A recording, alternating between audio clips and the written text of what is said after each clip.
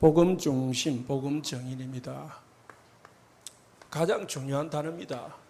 복음 중심의 사람. 복음 정인의 삶. 이것 때문에는 하나님이 우리 성도들을 최고로 축복할 겁니다. 성경에 보면은 항상 두 가지 언약이 있습니다. 한 가지지만은 두 가지로 나옵니다. 창세기 말씀을 드리면서 자꾸 강조를 했죠. 하나님이 아브라함 가문에 약속한 것 두 가지가 있었습니다. 기억이 나십니까? 구약 시대에는 항상 하나님은 두 가지를 변하지 않게 약속하셨는데 크게 첫 번째가 후손입니다. 그리고 땅입니다. 신약 시대에는 이게 이제 영적으로 이어져 가지고요. 영적인 후손이 예수 그리스도입니다. 그 예수 그리스도가 구약 시대에 이스라엘 백성들에게 약속하신 언약이 후손을 줄 것이다. 후손이 끊어지지 않을 것이다. 네 후손이 천하 만민을 정복하게 될 것이다. 그리고 땅을 줄 것이다. 가나안 땅을 줄 것이다. 그렇게 약속했더라면은 신약 시대는 하나님이 예수 그리스도 메시아 구원자를 주실 것이다. 그렇게 약속을 했어요. 그리고 뭡니까? 예수님이 죽으시고 부활하셔서 우리에게 주신 약속이 세계복음화입니다. 영적인 땅이 뭐냐? 세계복음화입니다. 우리 육신 땅이 필요한 게 아니거든. 부동산이 필요한 게 아니고요. 하나님의 나라, 세계복음화 237 하는 것이 하나님의 계획이고 언약입니다. 이 두 가지 언약 잡고 이 방향만 맞추면은 하나님은 모든 걸 다 준 거예요. 그런데 사사기에서 이스라엘 백성들이 14번이나 계속 어려움을 당한 이유가 뭐죠? 이 두 가지를 놓친 거예요. 자꾸 가나안 땅에 사는 백성들이 자꾸 옆에 있는 블레셋이나 다른 나라로 자꾸 영향을 받는 겁니다. 그러니까 이걸 잊어버리는 거 있죠. 하나님은 특히 이 두 가지는 절대로 뭐예요? 끊어지지 않도록, 특히 후손과 땅은 끊어지지 않도록, 예수 그리스도가 이 땅에서 끊어지지 않도록, 세계복음화가 끊어지지 않도록 하시는 것이 하나님의 계획입니다. 이거 끊어지면 다 끊어지는 거예요. 하나님과의 관계가 다 끊어지고, 이 끊어지면 나와 하나님과의 관계도 끊어지는 겁니다. 하나님의 관심 밖에 들어가는 거죠. 그러니까 하나님의 관심 속에 있는 사람은 이 언약을 붙들고 있는 사람입니다. 이 언약 속에서 살아가는 사람. 그러면은 어마어마한 축복을 받게 되십니다. 룻기는 이제 오늘 우리가 룻을 보잖아요. 이 룻이 축복을 받은 거는 여기에 들어와 있다는 거예요. 이방 여자인데 이 언약을 붙잡은 겁니다. 그래서 오늘 본문 보면은 룻을 통해 가지고 누가 나옵니까? 보아스와 결혼해 가지고요. 오벳을 낳지요. 오벳이 이제 이새를 낳고, 이새가 다윗을 낳고, 다윗의 후손 속에서 예수 그리스도가 오는 겁니다. 이 후손이 결국은 누구를 낳습니까? 예수 그리스도가 오시는 길이 되는 거죠. 그래서 중요한 겁니다. 구약의 후손이 왜 중요하냐? 예수 그리스도가 오시는 길이기 때문에 그렇습니다. 그래서 룻은 언약의 대열 속에 있으니까 아무런 보장을 받지 않고 자기 나라에서 이제 이스라엘로 어머니 따라 왔는데 하나님이 모든 것을 룻을 위해서 준비해 놓은 거 있지요. 이야, 대단한 겁니다. 루스 사장이지만은 여러분이 좀 읽어보시고요. 은혜 받으시기 바랍니다. 제가 루스를 쭉 보면서, 다시 보면서, 2장 11절을 보시기 바랍니다. 이제 룻이 이제 도착을 해가지고, 땅도 없으니까, 그리고 이제 먹을 게 없잖아요. 그 어머니 이제 며느리니까, 젊은 며느리가 어머니를 봉양을 했는데 먹을 게 없으니까, 이스라엘 나라는 항상 가난한 자를 위해서 이삭을 버려두게 되어 있습니다. 이삭을 주면 안 돼요. 배를 베고 이삭이 나오잖아요. 그거는 이제 가난한 자들이 와서 죽도록 내버려 두는데요. 이 룻이 이제 이삭을 주러 밭에 간 거예요. 밭에 갔는데 가보니까 그게 뭐냐면은, 그러니까 나오미 가문하고 가장 가까운 이 사람이 보아스의 집이 밭인 거라요. 그 보아스의 밭에 가서 이삭을 줍는데 보아스가 딱 보니까 어떤 새로운 아가씨가 딱 젊은 여인이 이삭을 줍고 있거든요. 그래서 물었어요. 종들한테 저 여인이 누구냐? 그러니까 여차 예? 모함 여자인데 어머니를 따라가지고 특히 나호미를 따라가지고 이렇게 우리나라를 왔어. 지금 어머니를 섬기고 있다. 이렇게 막 설명을 하니까 보아스가 감동을 받아가지고요. 물론 이뻐서 그런지 모르겠지만은 이제 종들한테 이 룻에 대해서 다 잘해주라고. 그리고 본인도 막 잘해주는 거 있죠. 잘해줄 뿐만 아니고 11절 12절을요 하는 말이 참 복음입니다. 제가 이 말씀을 들으면서 너무 감동이 돼가지고요 눈물이 나올 뻔했습니다. 하나님이 어떻게 이렇게 언약 가운데 있는 사람을 축복하는지. 보아스가 그에게 대답하여 이르되 네 남편이 죽은 후에 네가 시어머니에게 행한 모든 것과 네 부모와 고국을 떠나서 전에 알지 못하던 백성에게로 온 일이 네게 분명히 알려졌느니라. 여호와께서 네가 행한 일에 보답하시기를 원하며. 하나님은 절대로 그냥 두지 않습니다. 하나님의 언약과 전도 선교를 위해서 행한 일에는 반드시 보답하시는 분입니다. 이스라엘의 하나님 여호와께서 그의 날개 아래 보호를 받으려 온 네게 온전한 상 주시기를 원하노라. 하나님의 날개 아래 보호를 받으러 누가 들어왔답니까? 룻이 들어온 거죠. 하나님의 날개 아래 룻이 딱 들어왔으니까 하나님이 날개 아래 품으시고 룻을 보호하는 거예요. 그 보호한 축복이, 최고의 축복이 만남의 축복입니다. 누구요? 보아스를 만난 거죠.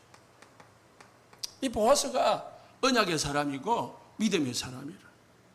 그래가지고요 나중에 보아스와 결혼을 하게 됐죠.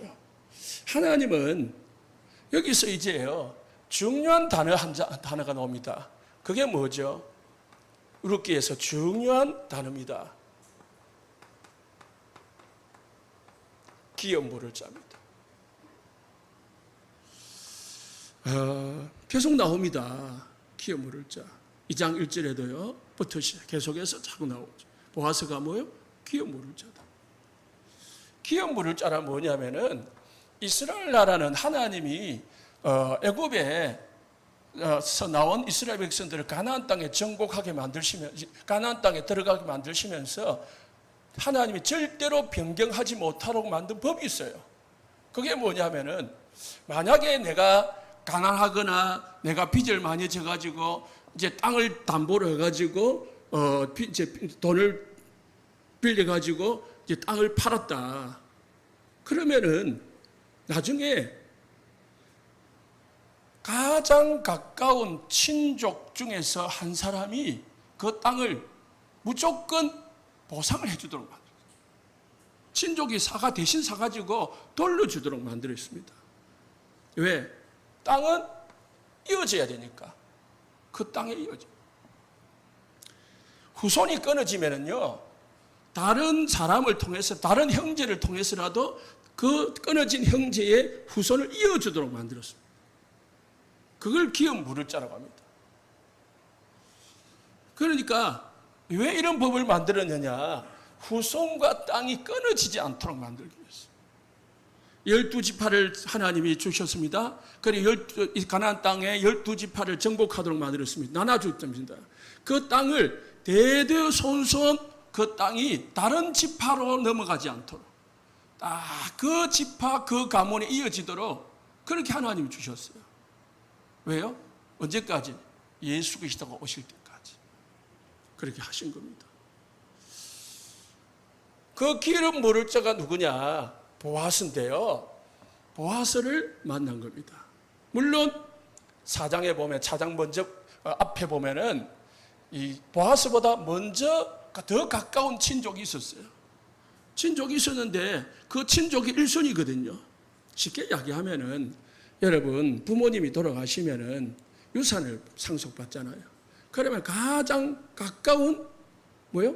아내나 남편이나 그리고 두 번째 자녀나 그 다음에 형제가 이어받잖아요. 그리고 이제 그것도 없으면은 이제 형제나 이 친족이 그 유산을 이어받잖아요. 그러듯이 반대입니다. 이거는 후손이 없거나 땅이 없어지면은 이어줘야 돼요. 나오미가 땅을 팔고 모압으로 이사를 가셨습니다. 땅이 없어졌지요? 갔는데 두 남편과 두 자녀가 죽었습니다. 후손 없이 죽었습니다. 그래서 땅도 없고 후손도 없이 나오미가 가나안 땅으로 다시 돌아왔습니다.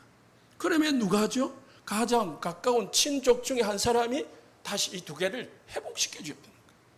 그런데 가장 가까운 친족이 자기가 계산을 해보니까 이름은 안 나와 있습니다. 내가 손해를 보고 보겠거든. 이익을 볼 수가 없어요. 그래서 사람들 앞에서 공정을 합니다.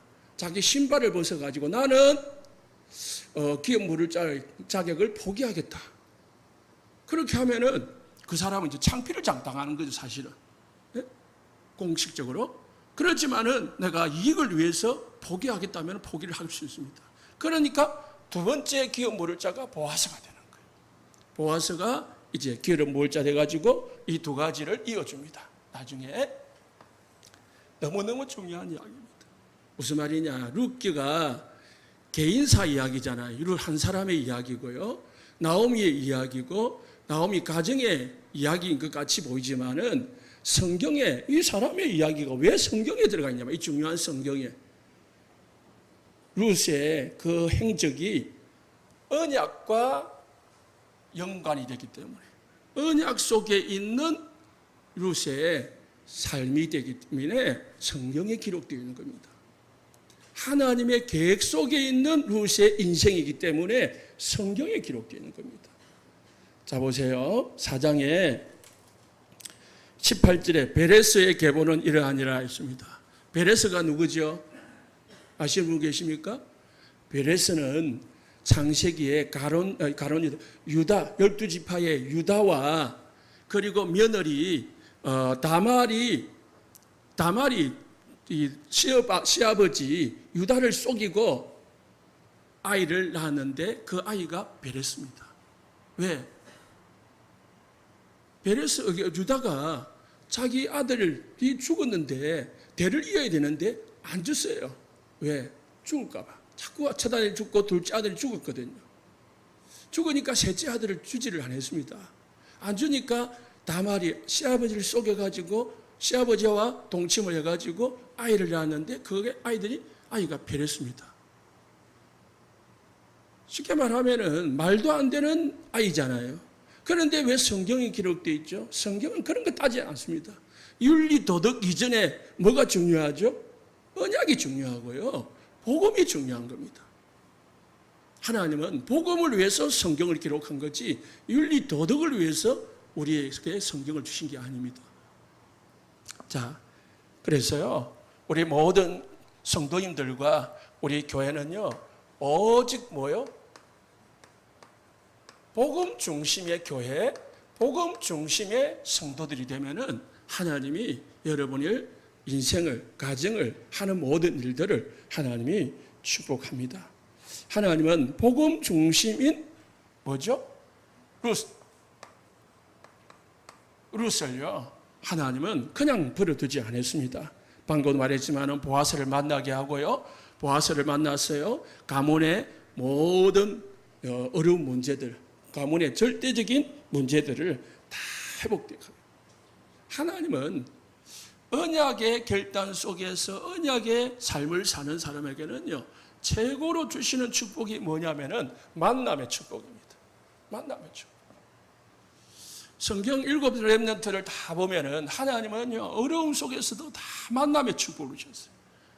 요셉은요, 보디발을 만났고요, 그리고 애굽의 왕을 만났고요, 그리고 모세는요, 그 아무도 봐주지 않는 그 도망자 신세, 지맹 수배자인데도요, 이드로를 만나가지고요, 사이가 되고요.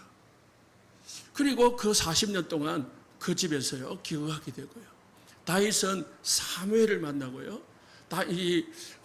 신약 성경에 보니까 바울은요, 중요한 사도행전 9장에서 아나니아를 만났지요. 그리고 회개하고 나서 바나바를 통해 가지고요, 예루살렘 교회를 가게 되고요, 또 사역을, 선교를 시작을 하게 됐죠. 선교를 시작하니까 하나님이 누구 만나게 했습니까? 루디아 만나고요, 브리스길 아굴라 만나고요, 야손 만나고요, 로마서 16장의 일꾼들을 다 보호자, 식주인, 동력자, 친척, 사랑한 자, 인정받는 자, 이런 사람들을 다 만나 계십니다. 세상에는 독불장군이 없듯이요, 세상 혼자서 세계복음 할 수 없거든요. 그래서 하나님은요, 중요한 만남들, 축복의 만남들을 주셔가지고요, 하나님의 언약을 성취하게 만드는 것입니다.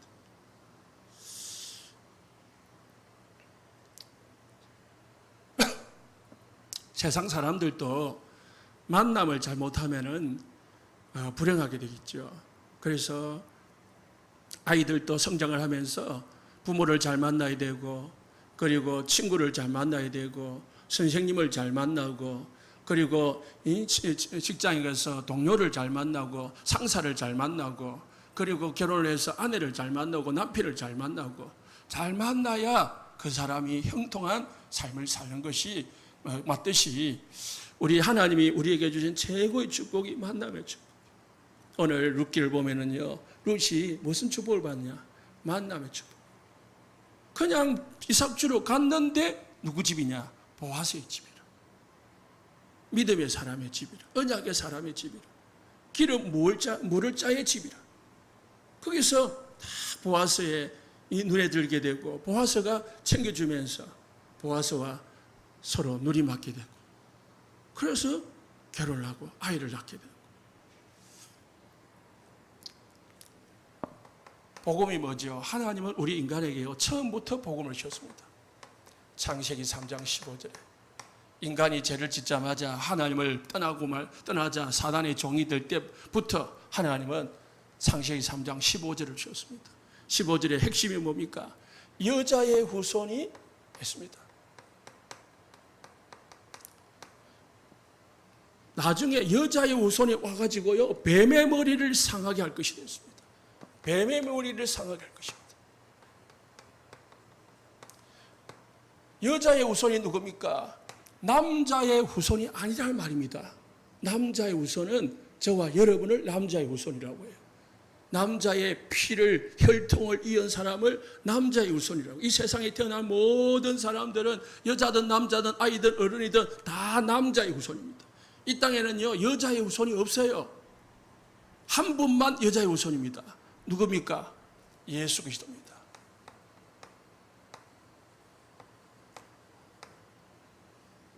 마리아가 아이를 배웠는데 성령으로 잉태된다 했습니다.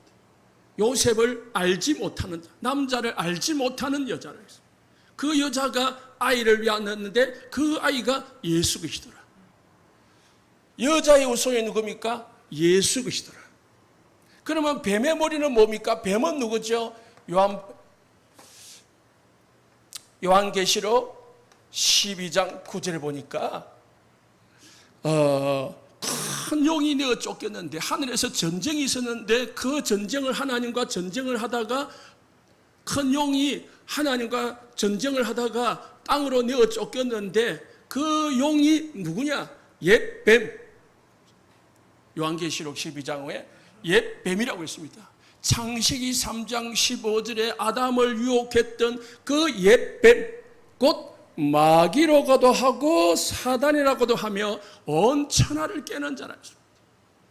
옛뱀이 뭐죠? 뱀의 머리가 뭡니까? 뱀은 사탄, 마귀를 옛뱀이라고 하는 거예요. 뱀의 머리를. 쉽게 말하면은 여자의 우선 예수 그리스도 오셔가지고 사단, 마귀의 권세를 깨뜨릴 것이다. 그리고 우리를 그 권세에서 건져내 주실 것이다.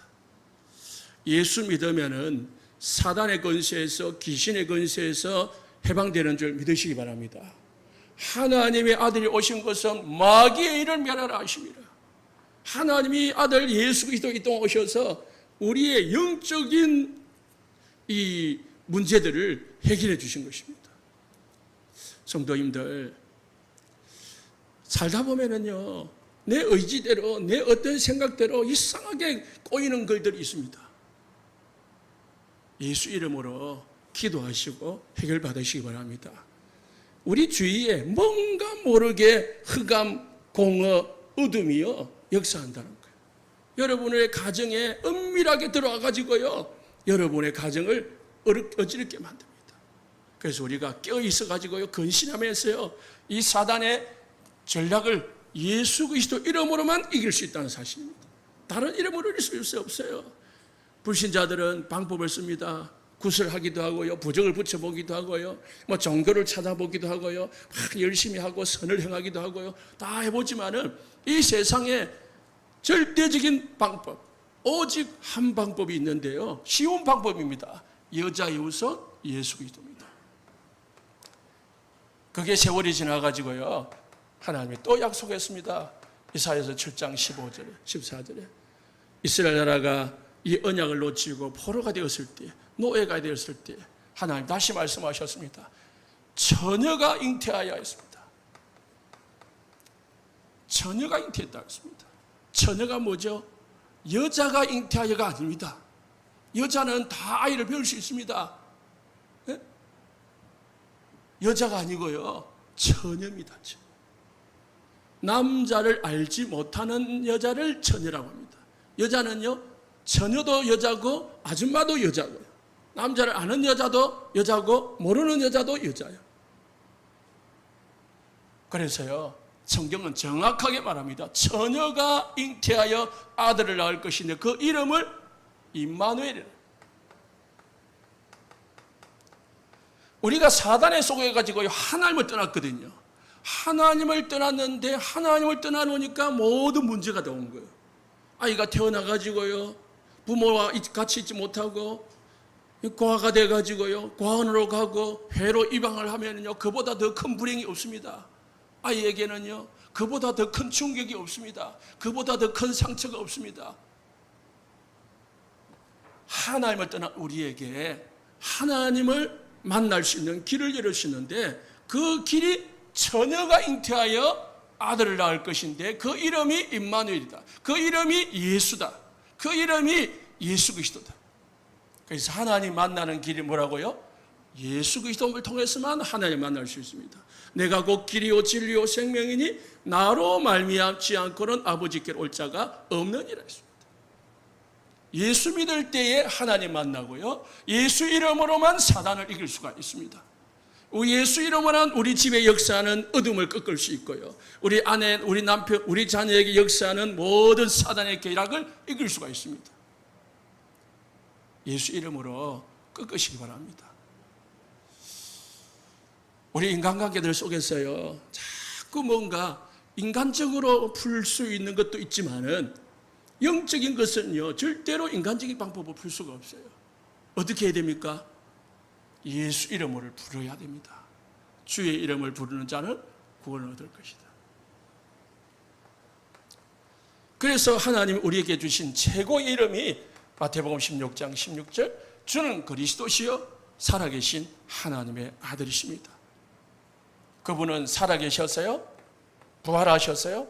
지금 우리 성도님들과 함께 하시는 줄 믿으시기 바랍니다. 그래서 예수 그리스도는 하나님 만나는 길이고 사단을 이길 수 있는 길이고 우리 인생의 모든 문제를 받을 수 있는 길이 됩니다. 예수 그리스도를 이름으로만, 우리가 왜 예수 그리스도만 자꾸 부르어야 됩니까? 예수 그리스도 이름을 부를 때에 우리가 구원을 받습니다. 그걸 뭐라 합니까? 교회라고 합니다. 우리 여기는요, 교회당이에요. 우리 온세상 교회당. 그리고 우리 모임은 온세상 교회 단체지요. 그러나 요한복음 고린도전서 3장 16절에 너희가 하나님의 성전인 것과 예수 믿는 우리 모든 성도님들이 진짜 예수가 그리스도 되시고 지금 살아계신 그리스도이심을 믿는 하나님의 자녀들을 뭐라고 합니까?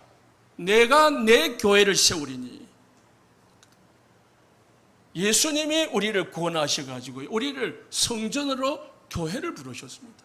그래서 우리 성도님들은요, 절대로 망할 수가 없는 거예요. 절대로 하나님이 버려두지 않는 것입니다. 왜요? 우리는 하나님의 것이거든요. 우리 성도님들 자신뿐만 아니고 하나님이 부르신 자들이고요, 하나님이 책임지시는 분들입니다. 그렇기 때문에요, 어떤 좀 어려움이 오고 뭐 여러 가지 문제가 올지라도 염려할 거 없습니다. 뭐만 부르면 됩니까? 예수 이름 부르면은요, 다 응답하게 주되어 있습니다. 그리고 뭐라 했습니까? 음부의 권세가 이기지 못할 것이다. 사단의 권세가 예수 이름 믿는 성도들을 이길 수가 없다고 했습니다. 음부의 권세가 너희를 이기지 못할 것이다.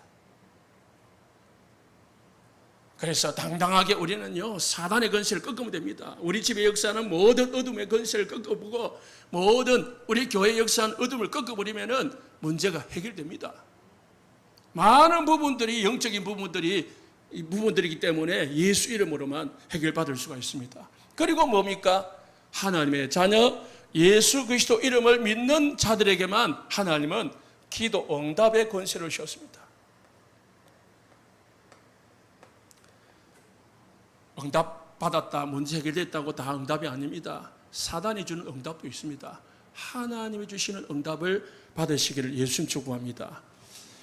요한복음 14장 14절에 내 이름으로 무엇이든지 원하는 대로 구하라 그리하면은 이루리라 했습니다. 예수 이름을 믿는 성도가 예수 이름으로 기도할 때 하나님은 하늘 군대를 동원하시고 하늘 문을 여시고 우리에게 응답을 주시겠다고 약속하셨습니다. 그래서 이 말씀 붙잡고 기도해봐요. 예수 이름으로. 어떤 분은 말만 입을 열 때마다 예수 그리스도, 예수 그리스도, 예수 그리스도 뭐 그러던데, 그런 것보다도 진짜 믿고 한 번을 해도 진짜 믿고 선포하면은 사단의 권세는 꺾어지고요, 집에 많은 문제들이 해결되기도 합니다. 그러니까 여러분의 개인의 문제들도요, 예수 이름으로 기도하면서 해결받으시기를 예수님 축복합니다. 두 번째는요, 우리는요, 복음 중심에 딱 됩니다. 우리 인생이 복음 중심, 복음을 위한 삶. 그래서 복음 증인입니다. 하나님은 복음 중심으로 모든 세상을 움직이십니다. 그래서 우리는 하나님의 역사는, 하나님은 복음을 중심으로 모든 일을 행하시고요, 복음을 전달하는 복음 증인, 언약 전달자, 전도자 중심으로 모든 일을 행하십니다. 하나님의 모든 관심은 루시에게 있는 겁니다. 하나님의 관심은 다른 사람에게 있는 게 아니고요, 이방인 여자 루시에게 있는 겁니다. 가냘픈 여자, 아무 힘이 없는 여자, 아무것도 가지지 못한 여자 있지만은 언약 속에 있는 언약 성취를 위해서 하나님을 택한 룻에게 하나님의 모든 관심이 있었던 것입니다. 그래서 하나님은 룻을 중심으로 보아스도 움직이고 모든 걸 움직이는 겁니다. 우리가 복음의 중심의 사람이 되고 복음의 증인으로 살면은 하나님은 여러분이 복음의 증인의 삶을 살기 위해서 조그만 일을 해도요, 하나님은 그 축복을, 그 일을 잃지 않겠다고 했습니다. 전도자를 위하여 물 한 것을 대접해도 그 상을 잃지 않겠다고 했습니다. 물론 이스라엘의 물 한 그릇은 그것은 지금 우리의 수돗물 받아가지고 한 그릇하고는 다른 가치가 다릅니다. 생명하고 연관이 있거든요. 그렇지만은 그 사람을 위하여 물 한 그릇을 대접해도 하나님 그 상을 잃지 않겠다고 했는데, 우리가 복음 정인으로 사는 삶을 살면 하나님은 우리 중심으로 모든 걸 움직입니다. 스데반이 복음을 전하다가 돌에 맞아 죽어갈 때에 하나님은 예수 그리스도는 우편에 서서 스데반을 보고 계셨다고 했습니다. 스데반을 보고 앉아서 본 게 아니고요, 서서 스데반에 죽어가는 그 광경을 보고 계셨다고 했습니다. 하나님 우리에게 분명히 언약하셨습니다. 땅 끝까지 이르러 뭐요? 내 정인이 되리라. 땅 끝까지 우리를 보고 뭐라고 했습니까? 정인이 되리라고 했습니다. 정인. 우리가 복음 중심이 되면요, 복음 중심이 되면 응답이 오게 되어 있습니다. 복음 중심이 되면 하나님 우리에게 힘을 주게 되어 있습니다. 증거를 주게 되어 있습니다. 그러면 우리는 뭐 하면 됩니까? 복음 정인이 되면 됩니다. 복음과 관계없는 삶, 복음과 관계없는 설교, 복음과 관계없는 교회 일, 복음과 관계없는 교회 행정, 하나님에게는 관심이 없습니다. 하나님하고는 연관이 없습니다. 우리는 뭐든지 선택을 할 때에, 지난주 말씀했죠, 언약과 관계 있냐, 복음에 유익하냐, 교회에 유익하냐, 여기에 딱 관심을 가지고요, 선택을 할 때에, 관계를 가질 때에 하나님은 모든 축복을 주십니다. 복음의 정인이 아닌 게 있습니다. 루 목사님께서 그 교역자들에게 영화를 한 편 보고 5가지를 찾아오라고 했답니다. 무슨 영화냐? 탑건 2. 보셨습니까? 저도 그 말 듣고 들어봤어요. 보면서 5가지를 찾으려고 보면서 생각하면서 봤거든요. 영화를 보면서요, 뭔가를 찾을 수 있고 은혜 받을 수 있고 뭔가 중요한 것을, 감동을 받을 수 있습니다. 그렇지만은 영화를 보면서 위로를 받고 거기에서 포럼을 하면서 그것 가지고요 서로 힘을 얻고 마음이 편안해졌다, 그게 복음일까요? 그러면은 그 사람은 무슨 정인이 될까요? 영화 정인 됩니다. 나 탑건2 보고 너무 감동받았다, 당신도 탑건2 봐라, 이리 되는 거예요. 내가 몸이 너무너무 아파가지고요, 어쩌지 하다 보니까, 어떤 약을 먹었다 보니까, 어떤 운동을 하다 보니까 몸이 많이 좋아졌다. 그러면 무슨 정인이 되죠? 치유 정인이 됩니다. 하나님은 우리에게 무슨 복음 아닌 정인을 자꾸 우리가, 세상은 요구하는데 우리는 그걸, 하나님은 그걸 원하지 않습니다. 사람들은 그걸 많이 원해요. 왜? 그거 육신적인 것이기 때문에, 당장 필요한 것이기 때문에. 무슨 말요? 마음 치유, 정신 치유. 그래서 뭡니까? 마음 수련회도 있고요, 옆에 보면요. 그리고요, 심리 치료, 그리고 미술 치료, 여러 가지 치료가 있습니다. 이거에 우리는 이런 정인이 되면 안 되는 거예요. 요 위에 보면은요, 두 볼륨 올라가면은요, 마음 수련회가 있습니다. 그러면 이제 거기 뇌 치유를 하거든요. 저 간판에는요, 뇌 호흡이라고 적혀 있어요. 뇌 호흡을 하는데 딱 뭐 하면 명상시키고요. 그리고 마음을 팍 편안하게 만들고요. 그러다 보면은 뭐요? 마음이 좀 편안해지겠죠. 그러니까 나중에 알고 보면 그게 마음 수련은 종교입니다. 명상, 그잖아요? 우리가 말하는 이번 세계렘너 대회 때 용사님 말씀하신 그 불교들이 말하는 템플스테이, 이는 다 프로그램들이 다 마음, 정신을 편안하게 하고, 예? 그러다 보니까 육신도 치유되고 하는 것을 우리는 좋아하지요. 왜? 일단은 마음 편하면 좋으니까. 육신 치유되면 좋으니까. 우리의 목적은 하나님의 목적은 이게 아니라는 거죠. 무슨 정의 되어야 됩니까? 그리스도의 정의이 돼야 돼요. 여러분, 모든 것의 결론은 어디로 나와야 됩니까? 예수 그리스도로 나와야 됩니다. 여러분이 대화를 하고 상담을 하고 뭐를 다 해도 결론은 어디로 나와야 됩니까? 예수 그리스도로 나와야 그 사람이 진짜 답을 얻게 되는 것입니다. 그래서 성경은요, 이렇게 말씀합니다. 요한복음 21장 성경을 읽겠습니다. 25절 좀 시간이 가겠지만 꼭 확인을 해봐야 되겠습니다. 주보에도 기록이 되어 있습니다. 요한복음 21장 25절에요.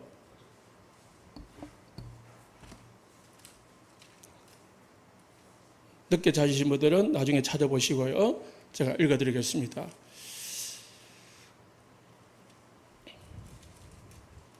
마지막 장, 마지막 절이죠. 예수께서 행하신 일이 이 외에도 많으니 성경에 기록된, 요한복음에 기록된 일 외에도 많다는 겁니다.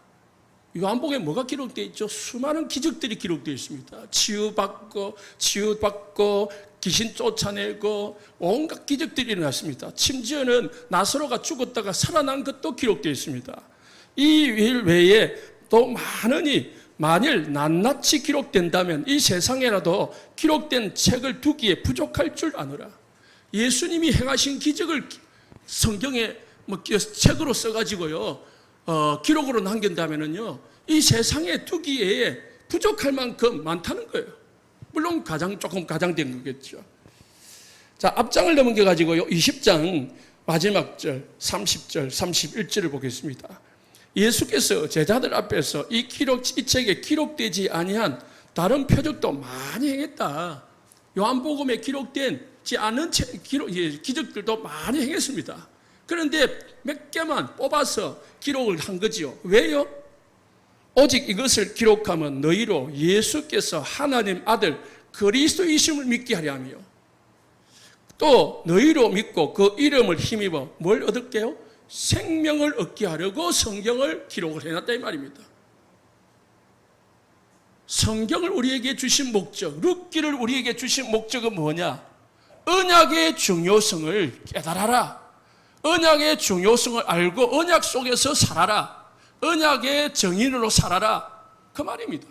그러면 하나님이 축복하고 책임지겠다 이 말입니다. 우리가 자꾸 다른 걸 붙잡으면 하나님과 방향이 틀어지게 되어 있습니다. 교회에서 열심히 해야 됩니다. 열심히 하다가 언약을 놓쳐버리면 못한 것만큼 못한 것보다 못한 겁니다. 열심히 한 것도 중요하지만은 언약 속에서 복음을 중심으로 복음을 위해서 복음에 유익되도록 하시기를 예수 축복합니다. 나를 위해서 내 어떤 욕구와 만족을 위해서가 아니고요. 내 어떤 동기를 위해서가 아니고요. 오직 복음 중심으로 오직 복음에 유익하도록 복음을 정인으로 살면은 조그만 걸 해도 여러분을 하나님은 아시고 축복한다는 거예요. 큰 일이 아닙니다. 자그마한 거. 아니 남에게 드러나지 않는 남이 모르는 일을 할지라도 하나님은 아시고 축복합니다. 자, 그런데 우리가 오직 복음, 오직 정의를 하면은 그러면은 어떻게 되느냐? 다른 건 필요 없냐? 아니죠. 다른 것도 필요합니다. 복음 정인의 성공 통로 7가지가 있습니다. 살다 보면은 우리가 상처를 받게 됩니다. 상처가 다 있습니다. 상처 없는 사람이 어디 있습니까? 이 세상에. 천국에 살지 않는 한 우리는 상처를 받고 삽니다. 사람에게, 환경에 여러 가지 상처를 받죠. 상처를 잘 이겨내고 하나님의 계획을 발견하면은 상처는요, 큰 축복의 통로가 됩니다. 그런데 반대로 상처를 내가 제대로 처리하지 못하고 상처를 그대로 가지고 내가 거기에서 잡혀서 살면은 사단의 통로가 됩니다. 그래서 여러분, 과거를 돌아보고 또 현재를 보시면서 여러분 주위에 여러분 자신에게 아픔이 있다. 여러분 자신에게 뭔가 이해되지도 않고 또 답답하고 막 여러 가지 갈등 이런 것이 있으면은 하나님 앞에 정말 복음 딱 이해하시고 복음 속에서 힘 얻으시고 이 상처를 복음으로 승화시켜 내시기를 예수님 축복합니다. 어떤 사람들은요, 상처를 가진 사람들은 왜 이 7가지를 하게 되느냐? 복음 중심이라고 하면서 복음 정인으로 살면서 막 전도하거든요. 막 전도해놓고 양육해놓고 뒤에 뭐 합니까? 마지막에 자기 상처를 드러냅니다. 뭐 교회 욕하고 목사님 욕하고 뭐 중직자 욕하고 이렇더라 저렇더라 그래 하거든요. 그러면은 복음 전한 그 모든 것은 다 없어지는 겁니다. 그래서 말을 아끼는 게 더 중요해요. 오늘 본문에도요, 룻이 큰 상처가 될 수도 있죠. 아내, 남편 일찍 잃었지요. 그래서 혼자가 됐지요. 그리고 알지 못하는 나라 왔지요. 큰 상처가 될 수도 있습니다. 그런데 룻은 그걸 상처로 받지 않았습니다. 두 번째가 뭡니까? 사실입니다. 우리는 사실을 볼 줄 알아야 됩니다. 사람들은 사실을 못 보고요, 자꾸 껍데기를 보고요, 그리고 남의 말을 듣습니다. 다 자기 기준으로 모든 걸 판단을 합니다. 정확한 사실을 볼 줄 알아야 돼요. 특히 무슨 사실입니까? 영적 사실을 더 보면은 더 정확하게 볼 수 있습니다. 어떤 사람이요,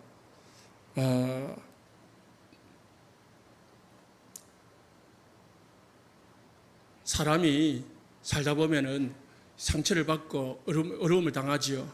그러면은 그 사람을 험담을 합니다. 그러나 그 사람 뒷 배경을 보거나 그 사람의 과거를 보거나 그 사람의 진짜 이 사람을 보면은요, 그럴 수밖에 없는, 그 사람이 그럴 수밖에 없는 사실이 있습니다. 그러면은 이해가 되죠. 아, 내 남편이, 내 아내가 그럴 수밖에 없구나. 그런 배경 속에서 자라왔기 때문에. 그런 사실이 보이죠. 그러면은 이해를 하게 되고 기도할 수가 있죠. 세 번째는요, 이게 중요한데요, 합리성입니다. 세상을 살아가는데도요, 이게 다 필요한 겁니다. 7가지. 불신자들한테도, 우리 렘넌트들도요, 이게 딱 필요합니다. 합리성입니다. 사람들이 합리적이지 못한 경우가 너무 많습니다. 어떤 시어머니가 며느리 욕을 했습니다. 우리 며느리를 봤는데 너무 며느리를 잘못 봤다는 거예요.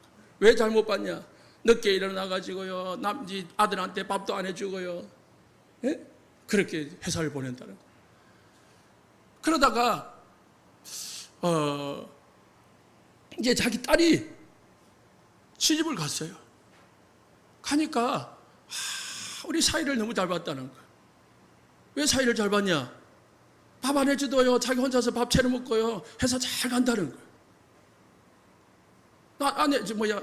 딸은 늦게 일어나가지고 밥 안 해줘도 사이가 알아서 밥 해먹고 잘 간다는 거예요. 뭡니까? 전부 다 자기 위주인 거예요. 이 합리성이 없는 거죠. 물론 나중에 나오는 객관성이 없는 겁니다. 그래서 우리는요, 다 합리성이에요. 누가 봐도, 아, 맞다. 이렇게 돼야 되죠. 특히 우리 저도 마찬가지고 우리 정직자들이 앞에 서서 일을 할 때요, 합리성 있게 일을 해야 성도들이 다 수긍을 하고 따르게 되어 있습니다. 네 번째로 비슷한 말이지만 논리성입니다. 그냥 앞, 뒤, 예? 그리고 다 맞아야 됩니다. 그게 딱 과거, 현재 이 앞뒤 전후가 딱 맞아져야 되는 거지. 논리가 없어. 뒤죽박죽이야. 왜 어떻게 하는지도 모르겠고 왜 하는지도 모르겠고. 그리 되면은요 안 되죠. 논리 반대가 뭐죠? 억지라. 그냥 딱 합당하거나 아니면 논리적으로 딱 맞아야 되는 거죠. 다섯 번째가 포용성입니다. 포용성 비슷한 게 수용성이죠. 포용하거나 수용할 수 있는 힘을 가지고 있어야 됩니다. 그래서 교회 안에는 여러 분류의 사람이 있습니다. 나와 안 맞습니다. 늘 말씀을 드리지만은 나와 맞는 사람이 한 사람이 없을 수도 있습니다. 그러면 어떻게 됩니까? 안 맞다고 다 쫓아내요. 안 맞다고 다 배척해요. 늘 말씀을 드리는 거지만 교회는 아픈 사람들이 오는 겁니다. 교회는 문제 많은 사람들이 오는 겁니다. 절에는 문제 없는 사람들이 가요. 그러나 교회는요, 영적 문제, 육신 문제, 정신 문제, 온갖 문제를 가지고 오는 사람들이 있습니다. 그래서 교회는 뭐요? 공사장입니다. 공사장은요, 복잡합니다. 어지럽습니다. 그 모든 것을 미래의 건축을 보면서요, 정리해가는 겁니다. 그래서 각각의 필요한 요소에 딱 배치하고 쓰는 겁니다. 쓰임을 받게 되어 있습니다. 그렇기 때문에요, 여러분의 생각에, 여러분의 어떤 기준에 안 맞더라도 다 수용하는 축복이 힘을 기르시기를 예수님 축복합니다. 수용을 해야 돼요. 그래야 우리 교회가 큰 교회가 되고요, 복음을 전달할 수 있는 교회가 됩니다. 사단은요, 수용 반대입니다. 사단은 분리입니다. 배척입니다. 사단은요, 이간자입니다. 아까 요한계시록 12장 9절 봅니까? 사단은 뭐 하는 자고요? 이간자라고 했습니다. 그래서요, 사단이 들어가면은요, 그 사람은 수용이 안 돼요. 그 사람이 사단에 잡히면은요, 포용이 안 돼요. 전부 다 이상하게 보여요. 전부 다 이상하게 나하고 안 맞아요. 그러면은 다툼의 대상이 돼요. 다 수용하고 이겨내시기를 예수님 축복합니다. 여섯 번째는요, 객관성입니다. 합리성 비슷한 거죠. 객관성. 상대방이 봐서 맞다고 봐야 돼요. 다른 사람이 볼 때에 맞다고 여겨져야 됩니다. 반대가 뭐죠? 주관성입니다. 나도 맞게 봐야 됩니다. 어떤 사람은 주관성이 없어요.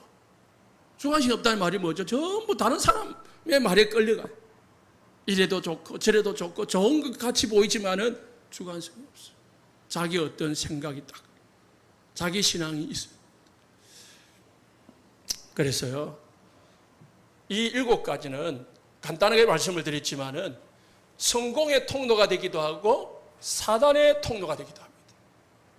사회생활을 할 때에도요, 우리 지도자들이나 우리 렘넌트들이 꼭 갖춰야 될 7가지 조건이기도 합니다. 결론입니다. 렘넌트 7을 보면은 전부 공통점이 있는데요,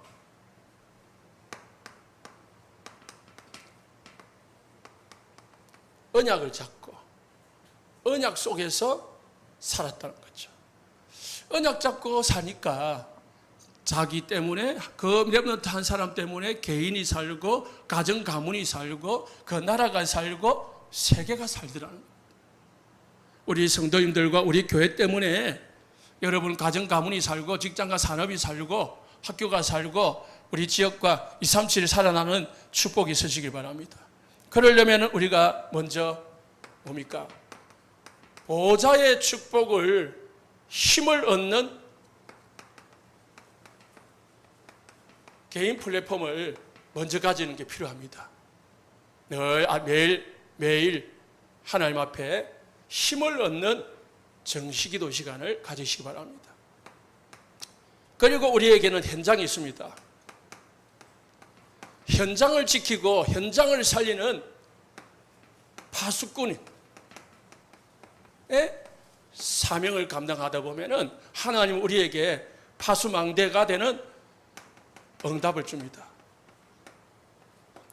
그래서 우리 교회 모든 성도님들이 복음 증인의 삶을 모든 현장 가운데서 사시기 바랍니다.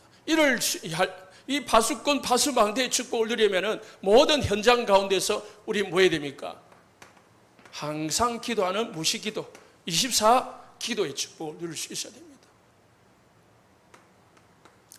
그러면 하나님 우리에게 주시는 마지막 축복이 있습니다.